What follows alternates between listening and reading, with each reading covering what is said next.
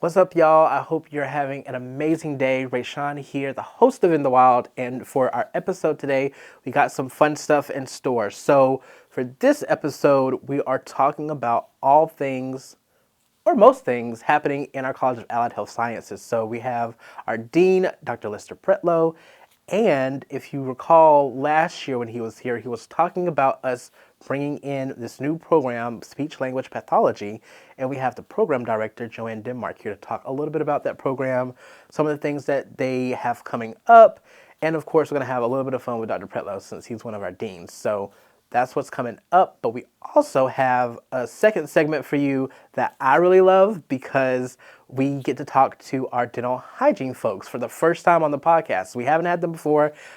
If you don't know, our dental hygiene program is really one of a kind. It has a clinic that I'm actually been a patient of that I highly recommend. So stay tuned. This will be an episode that you don't want to miss. So let's get started. All right, welcome y'all to In the Wild. Joann, this is your first time here. Welcome back, Dr. Pretlow. Thank you. Thank you. Last time you were here, we were talking about how excited you were to bring in the speech language pathology program. And now we have Joann, who is the director of said program. So how does that feel for you as a director, or as dean, sorry, to see the growth happening in your college? Well, it is the best feeling, Rashawn, especially, for so long we've done academic programs where we actually struggled for resources, but here we are with an academic program that we actually have resources up front and are able to attract great talent to help get it done. So, Rashawn, I appreciate that very much. Yeah, and it's very exciting. I am very excited about it. You can't help but be excited if you work with Joann, because Joann is always excited. Thank you. So how has your time been at Augusta University so far? Oh, it's been wonderful. I absolutely love my job. Dean Pretlow is excellent mentor and supervisor and boss, so I'm very, very blessed. And I guess going back a little bit further, what initially attracted you to Augusta University?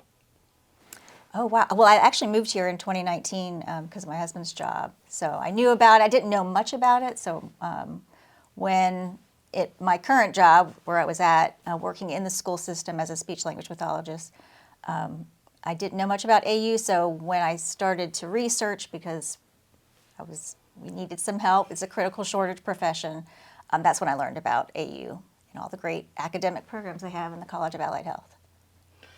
For those who are unfamiliar, can you talk a little bit more about your field and the impact that it has in healthcare?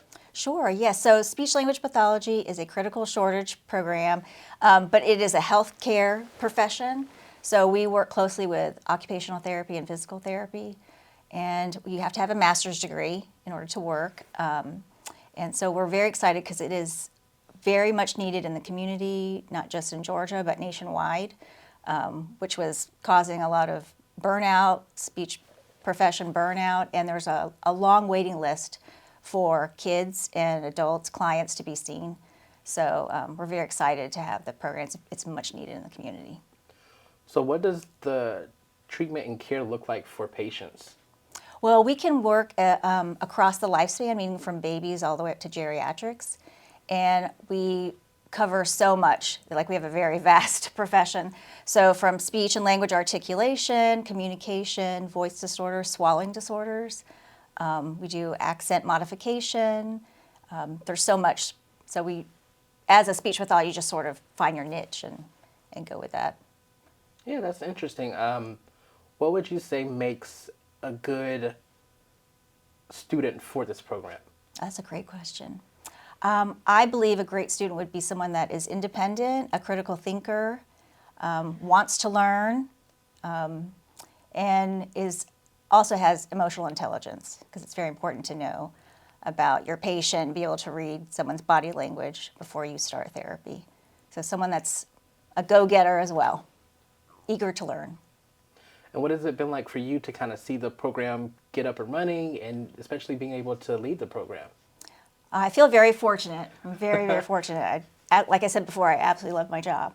I just feel so blessed to be in this position.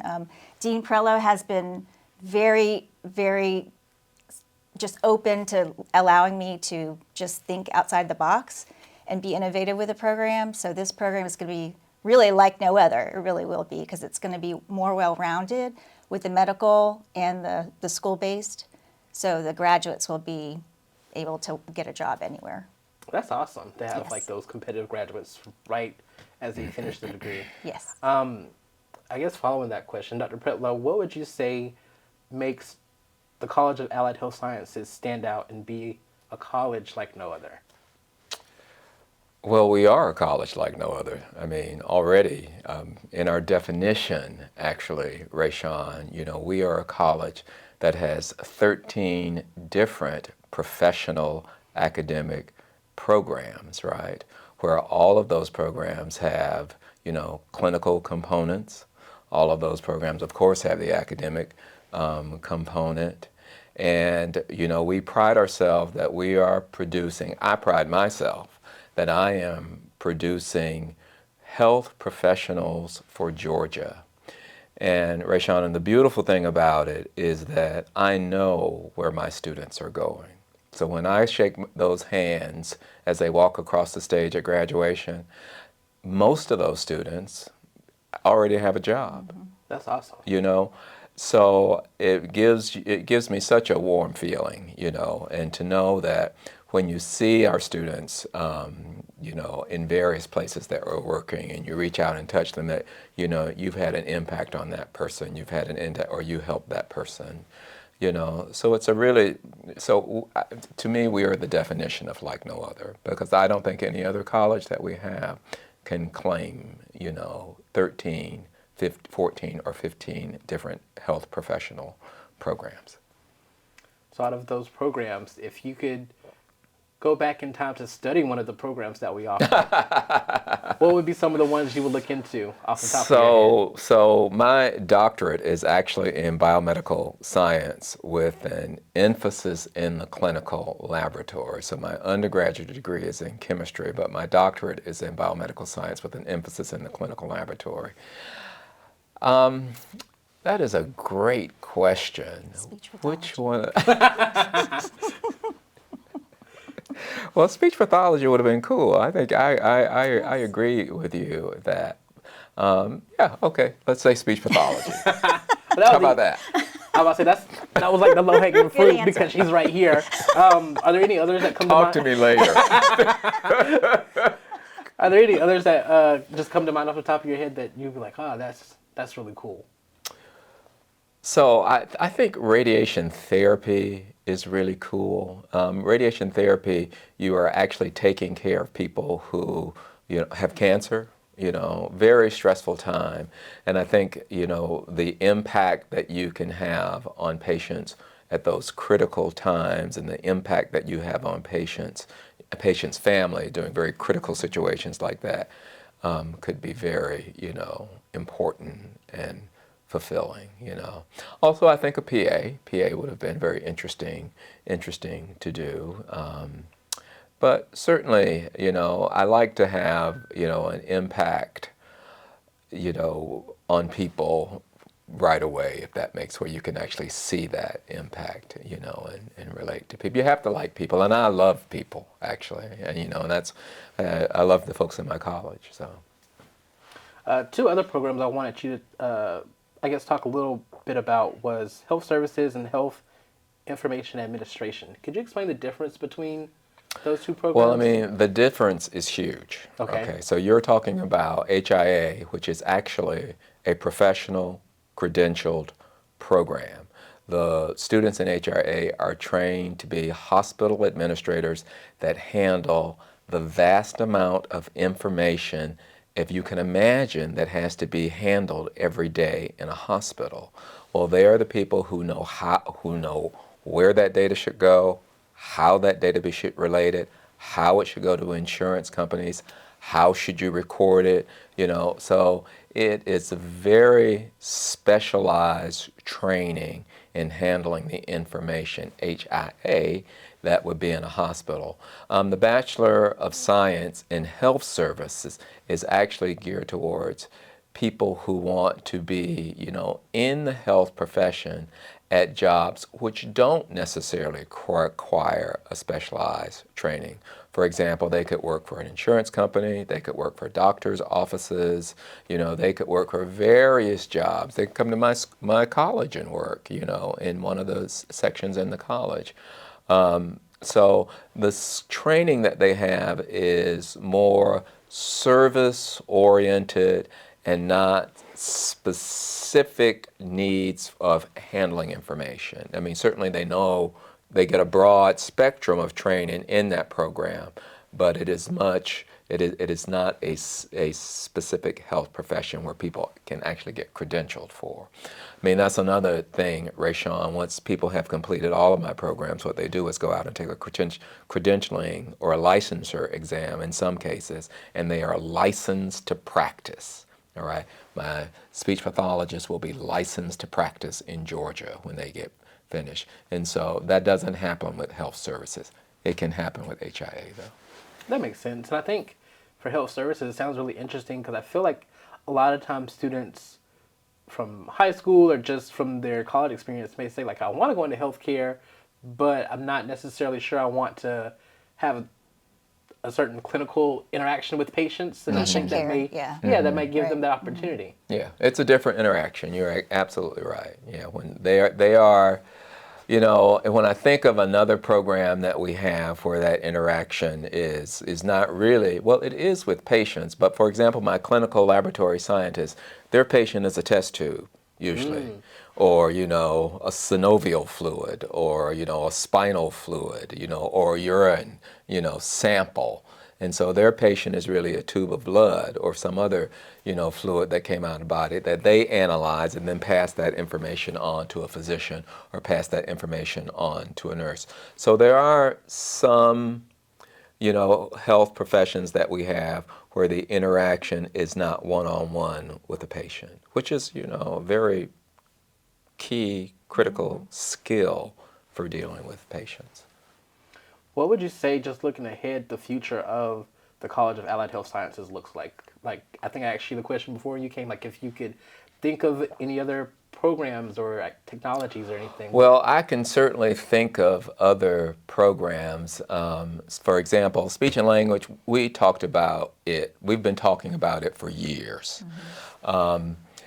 And just recently, we found the talent in Joann to make that a possibility that we could have it. So part of starting a new program is really being able to find a champion for that program. And Joann is our speech and language champion for us.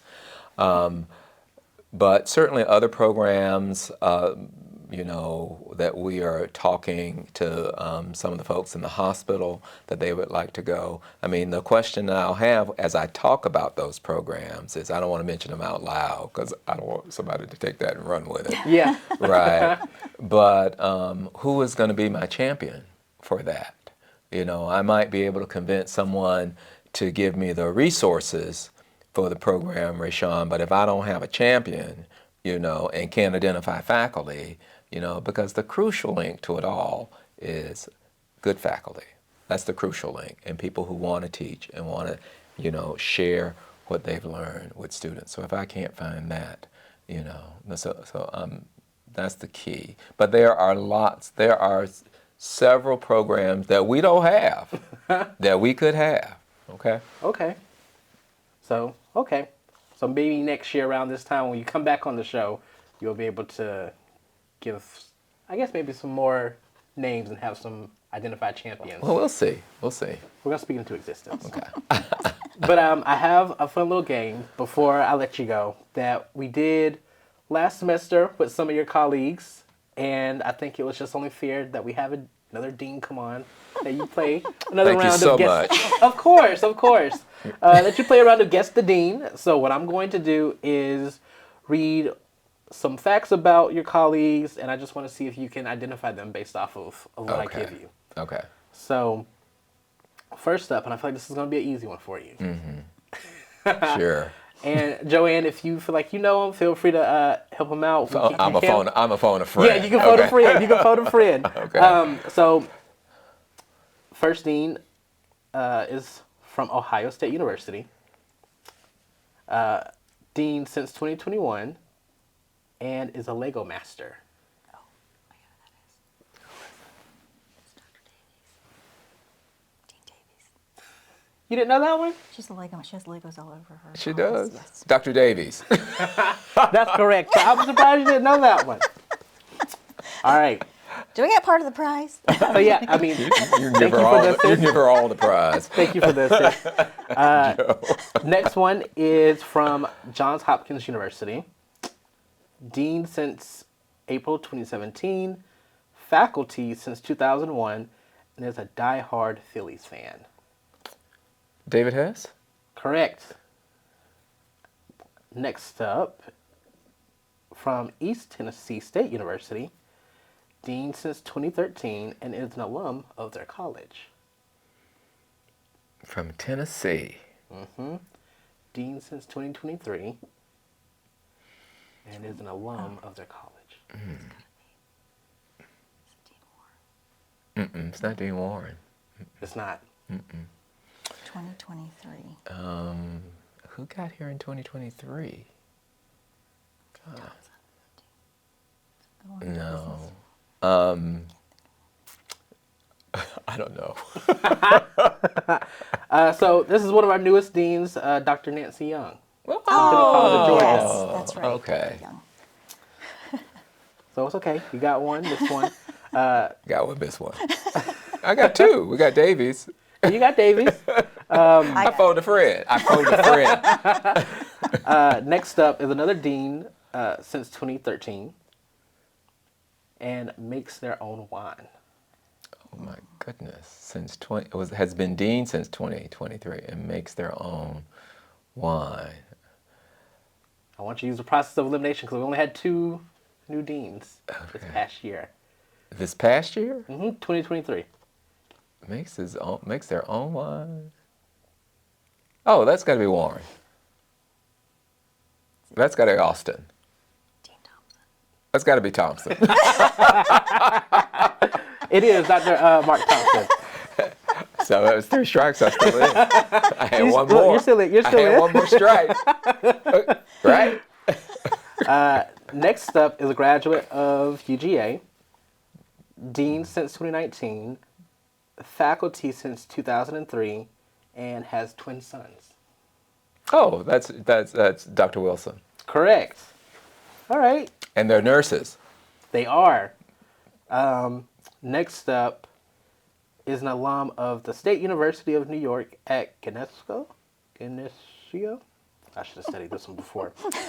Dean since 2021 and volunteers for the Heart Walk.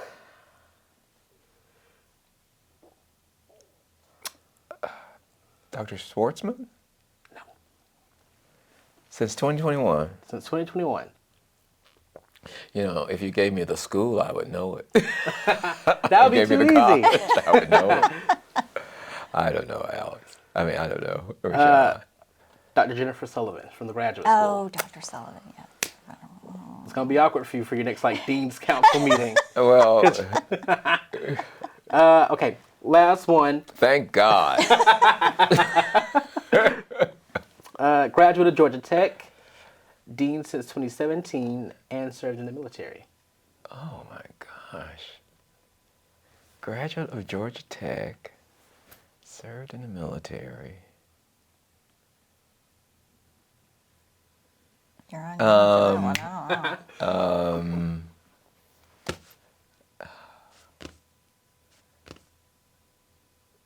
Dr. Sutherland? Correct. Ah, Yay. man, you are. I don't know about coming on the show again, Rashad. You did all right. You did all right.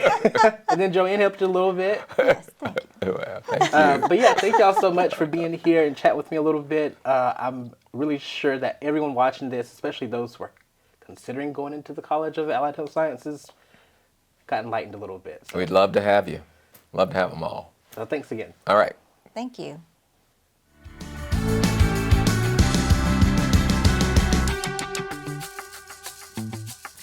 Hi, my name is Dr. Quentin Davis. I'm the director for the Center for Undergraduate Research and Scholarship, known on campus as CURS. Our mission is to support undergraduates in the pursuit of discovering new information, investigating factors of influence, and innovating original work under the collaborative guidance of a faculty mentor. Our students work with faculty in history, psychology, the Georgia Cancer Center, family medicine, animation, the Vision Discovery Institute, and more. We help you to investigate topics of interest alongside a faculty mentor. These research experiences can open your world to possibilities of study that you never knew existed. Along the way, the skills that you build in the research setting will help you as you transition to the workforce or a graduate program. Research experiences are intellectual, social, and professional. AU students present their work at local, regional, and national conferences at both the undergraduate and professional level. We support students with travel grants to present or collect their data, and we offer multiple research fellowships. Research participation is something that will stick with you forever. Don't be afraid to come ask how we can help you engage in an unforgettable, hands-on learning experience.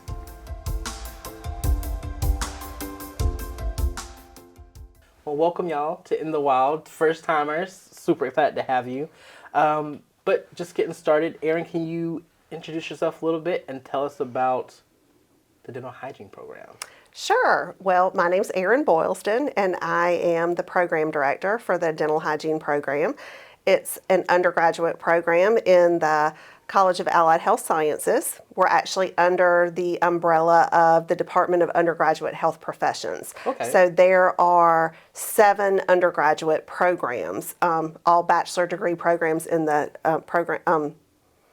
in the Department of Undergraduate Health Professions, and dental hygiene is one of them. So we're kind of unique in the sense that we are housed in the Dental College of Georgia, but we're actually a part of the College of Allied Health Sciences. So we're kind of neat in the sense that we've got our foot in both of those colleges. The program this will be our 55th graduating class. Oh, wow. Yeah. So we started in a trailer here on campus in 1967. So the class of 2024 will be our 55th graduating class. So That's long exciting. tradition of excellence. Are y'all doing anything exciting for the 55th class? No, not yet. We'll Okay. see. However, just be forewarned that that class is just very unique and a great group of students, as most of them all are, but each class takes on a different persona, so to speak. And this is just a class that likes to be together, is very helpful to one another, and they like to throw parties and events. And so I feel like that they might do something. I don't know if they realize that they're the 55th class. So I told them at the beginning, but they may have not even thought about that. So we shall see. More to Okay. come. What about your class, Ava? How would you describe it? She's so far? talking about the class of 2024. I'm the class of 2025, so that means that I'm a junior in our program. She's read about the previous class. They are definitely, just seems like a group of, like a big friend group. You know, they're very friendly to each other, and they definitely set the example for me and my class, and very welcoming, very accepting, and just always there to answer any questions. Well, that's good. Yeah. How would you describe your class? Our class is definitely something that the faculty wasn't expecting. I think we're a little, sassier and a little They're more young. a little more They're- chatty Okay. than they were expecting. But In a good way. In yeah. a good way. That's good. How would you, I guess, distinguish our dental hygiene program from, say, other programs across the state? Like, what are Oh, great question. Yes. What do we do to make our program like no other? Well, we definitely are like no other. Well, we're like one other, but Okay. we're better than the one other. No. So there are 15 dental hygiene programs in the state of Georgia. Okay. 2 of them are bachelor degree programs, and the other are all associate degree programs. So there are 2 entry ways into the dental hygiene profession. And so all dental hygiene programs throughout the United States are 2 years in length for that dental hygiene curriculum. And but our program and Clayton State University both offer bachelor's degrees. So the difference there is the core curriculum that the students have before they come into the program. So what really makes our graduates unique is a lot of times it gives them that more well-rounded experience of having that 4-year bachelor's degree. So it really does make them like no other. So a lot of times employers are looking for our graduates because they know that they are going to come out prepared, not only from the dental hygiene part of the curriculum that they've had, but also for that other 2 years from that core curriculum. So what drew you to, I guess, this program, Ava? What'd you say? What drew you to this program? What drew me to this program? People always ask me, when I tell them I'm majoring in dental hygiene, they always say, ew, I can't believe you want to work in somebody's mouth. Like, I could never do that, but it was never like that for me. In high school, I realized that I was, really into art, and I really enjoyed chemistry and a little engineering, and I kind of, was talking about majors with my parents, and my dad suggested dental hygiene, and at first I was like, whatever, and then I kind of thought about it more and more, and I just realized that it was like this perfect combination of all these things that I was interested in. So no, it's not about working in people's mouths. It's just about, like, I love working with my hands and, being able to take care of someone, patient care, that's really important to us in the program. So combining all those things has been really enjoyable so far. What I has love been what we're doing. some of your favorite moments so far? Favorite moments, definitely the people. The people are what make this program, not just the students that I spend every day with, but the faculty. I mean, it's really intimidating, taking the prerequisites and applying to your program. But the second that you step into the dental hygiene program specifically, I mean, it's just like a warm, comforting hug. I mean, all that competition just melts away, and it's just about success now. We're all here with the same goal. The faculty wants you to do well. Everybody around you wants to do well. And it's just nice to get out of that, like, competition state and just be in an environment that wants you to succeed. That's nice. Yeah. And I'm glad you're having that experience so Yeah. far. Could you talk a little bit, Erin, about the clinic and that experience from the student perspective of how they get in there, how you get them ready to take on real patients? Absolutely. So Ava just finished her first semester in the program during that fall semester, and there is a 6-hour clinical course, which is an introduction to clinic. And during that time, they are in clinic 12 hours a week, and they are working on both their peers, but then also on dental mannequins to be able to learn how to use all of the instruments that go into it, and then also how to work with patients and position patients and take radiographs and things like that. So we do that for that entire semester, and then once they become competent on all those instruments, we kind of move them into patient care this semester. So that's one of my most fun courses that we teach. That's one of the courses that I teach because it's so interesting to be able to take just a regular college student, so to speak, and turn them into a clinician, someone who has a skill. And it's so funny because I think in the beginning, they will always say, oh, I can't do this. This is so hard, or I don't know how to do this. And we say, trust the process. We know what we're doing. We've been doing this program's been around for 55 years. I promise you we're going to get you through.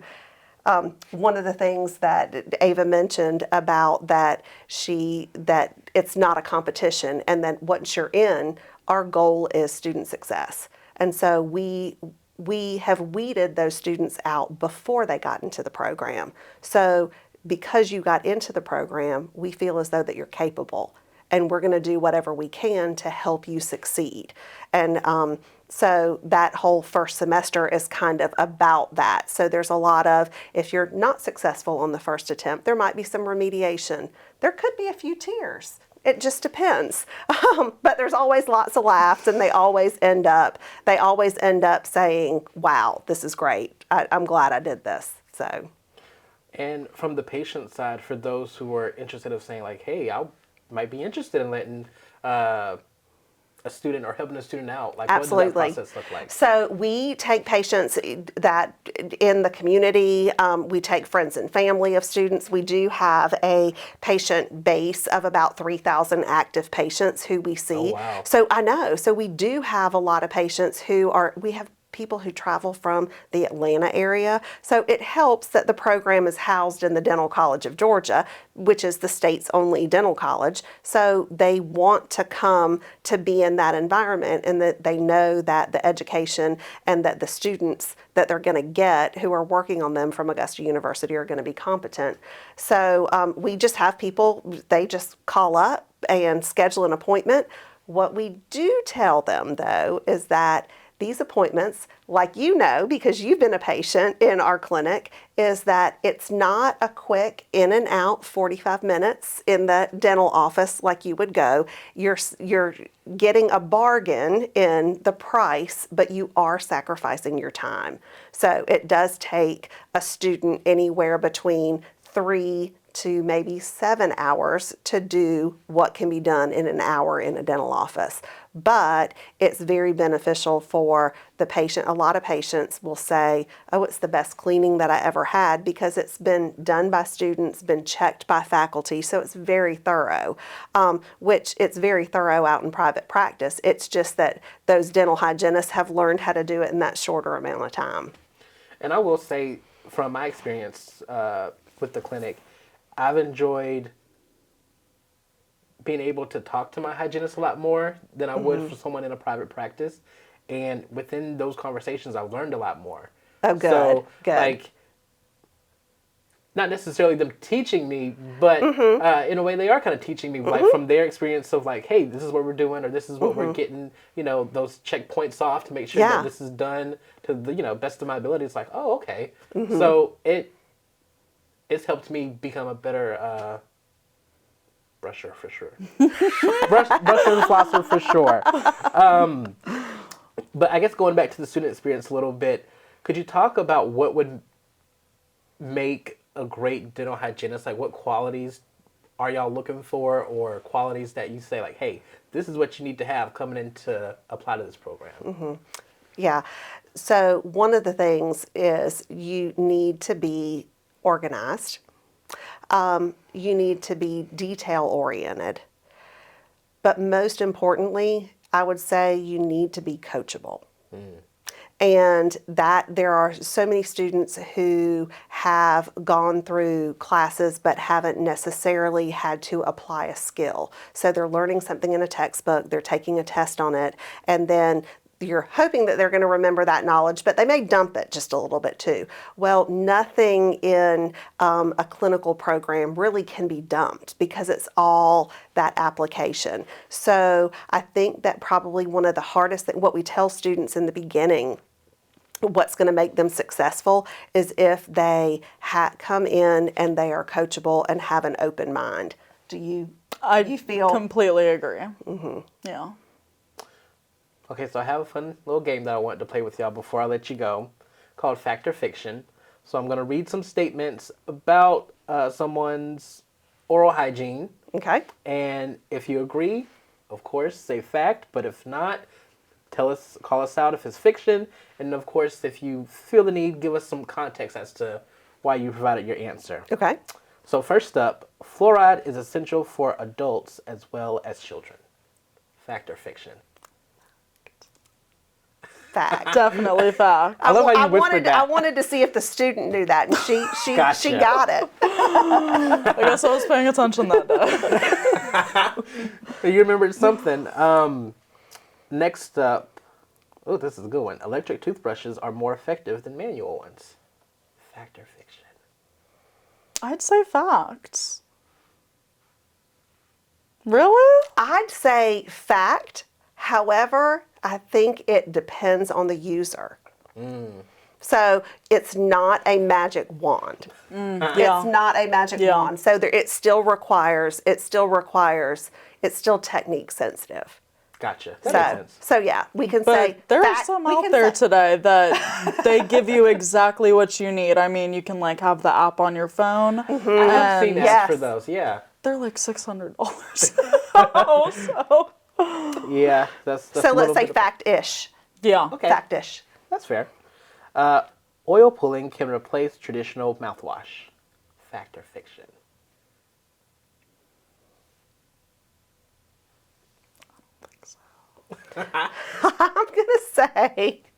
I'm gonna say it could be fact or fiction there. Okay, because you said it could replace mouthwash. You didn't say that it could replace brushing. And a lot of times people who are, some of the information that's out there about oil pulling says that it replaces brushing as well. So it can definitely be used as an adjunct to brushing.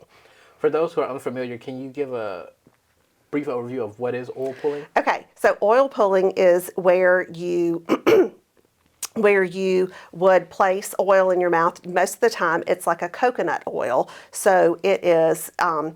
It's maybe hard or a little bit semi-solid to begin with, but then once you put it in your mouth and warm it up, it's going to become more liquid. So, however, most of the time when the directions for oil pulling is to keep it in your mouth for up to 20 minutes. Okay? So, Rayshawn, Yeah. would you rather brush your teeth for 2 minutes or hold oil in your mouth for 20 minutes? I mean, at that point, you could brush, floss. Right. Yeah. So, I mean, I Rinse, do repeat. think that there is some good literature that's coming out about it, but at this point, I wouldn't say that it is good enough to replace. Next up, which I've heard a lot about this one too. Charcoal toothpaste whitens teeth safely. Fact or fiction? Oh, you're giving tough ones. I don't know that. I don't even know this. She's going to have to take this one. Again, it depends on what the toothpaste is. So, activated charcoal as an ingredient in toothpaste, depending on what that toothpaste is, it could effectively and safely whiten teeth. However, that is not necessarily, depending on what it is, there's more to it than just that activated charcoal. You're giving us down the middle. Right. Down the middle. But this is good because these are the questions that consumers come in and ask us as well. And so sometimes we just have to say, we're gonna have to look that up for you, or we're gonna need to get back to you, or what have you found out about it? Because people want to be able to come into their professional and ask them those questions. Now you got me self-conscious about the rest of it. No, these are good. These are good. So next up, teeth whitening strips are harmful to your enamel. That's fiction. Fiction. Fiction. Okay. Whiten away. Whiten away. Next up, mouthwash can replace brushing. Fact or fiction? Absolutely not. And I'll tell you why, so you can be proud of me. Mouthwash does not get into the gums the way that you need to be able to do with brushing. So brushing, you can angle the brush up towards the gums and get the bacteria out of those crevices, whereas mouthwash is just getting those superficial layers. So you're not truly getting the bacteria out of those places where it is going to cause decay. And last one, you should brush your teeth before eating breakfast, not after in the mornings. Fact or fiction? What do you think? Oh, we turned it on. I can only, I'm not a professional, so I can tell you what I do. Okay. So I brush my teeth at night, and then in the morning, I eat breakfast, and before I leave the house, I You brush my your teeth again. And that's what most people would say, is that they're going to, but it also depends on your routine. So it's just important that you're removing that plaque and bacteria from your mouth about twice a day or every 12 hours. And so if you're doing it beforehand or after, either way is fine. However, most people think, if you think about it, well, you don't want to brush your teeth and then drink a glass of orange juice, or something like that, because it just doesn't taste right. So that kind of thing. So I would say brush them afterwards. Eat and then brush your teeth. But if you do it the other way, it's going to be okay too, as long as you're doing it. So now I'm curious, what do y'all do before or after you have breakfast? I do it. I don't really eat breakfast, but I do drink a cup of coffee in the morning, and so I drink my coffee and then I brush my teeth right before I leave the house. I always brush before I shower, and this program has made me an early riser. Okay. So I brush, shower, and then get ready and eat. Okay. Yeah. So you're before, you're after, I'm after. But I know some girls in our program that have little mouthwashes and flosses in their book bags, and they're just constantly running to the bathroom and cleaning their teeth out. Oh, wow. Throughout the day. That's a lot. That's a lot. That's a little too much work for me. A lot of brushing, a lot of cleaning. Any final thoughts that y'all want to share about the dental hygiene program? I think it's a great program. As a patient, I've had a great experience, but I'm curious if y'all have any parting thoughts. Just to the future students, people who are finishing up prerequisites now and wanting to apply, I agree. For me as well, it was so intimidating from the outside. But just as soon as you step into the program, everything is okay. Just like that safety, of knowing that you have people there for you who care about you and want to see you succeed, and they're not weeding you out anymore. It's about getting you through. So, yeah. I like to hear that from a student's perspective. Okay. So you echo her thoughts. I do. And I would also say any program, any of the health science programs that a student may be interested in, what I would say is find someone in that profession. Go and talk to them. Ask them what a day in their life is like. So you may think that you want to do something, but until you see that this is what this career is going to be like on a daily basis, you don't really know. And so I encourage students, go and shadow a hygienist, or go and talk to someone that you know. Come and talk to us in the program. We're more than happy. One of my favorite parts of my job is talking to students and saying that this is what the program looks like. Is this something that you're interested in, or would you be interested in one of our other programs? So there's a lot of our, and if you're not interested in dental hygiene, like I said, I've got to give a plug to the other undergraduate health profession programs. They're awesome. And I know that you've spoken with Dr. Pretlow, and he says that our students graduate with degrees and they are employable. Yeah. And that's the truth. Well, thank y'all so much for being here. I really enjoyed it. I hope everyone watching checks out the dental hygiene clinics. If you are looking to get your teeth cleaned, I've had a great experience. I'm sure you'll have one too. So thanks, y'all. Thank you. I hope you guys enjoyed this episode. I certainly did. I'm going to go home and probably brush my teeth a little bit differently. Now after talking to Erin and Eva, they were such a fun delight addition to our show. But yeah, I really want y'all to check out all things Allied Health Sciences. That is a really cool college. And check out our dental clinic, our dental hygiene clinic, because if you are like I was as a student, didn't really have a dentist at the time or couldn't go home to a dentist, this is a great option for you to still get your teeth cleaned. There are other options for our students because we have dental students as well if you need other services and all that stuff. I'm definitely not a full representative of all of those programs, but I did get my wisdom teeth removed there as well. So I highly recommend that program because we have some amazing dental students, dental hygiene students. So check those out, and I'll see y'all next time.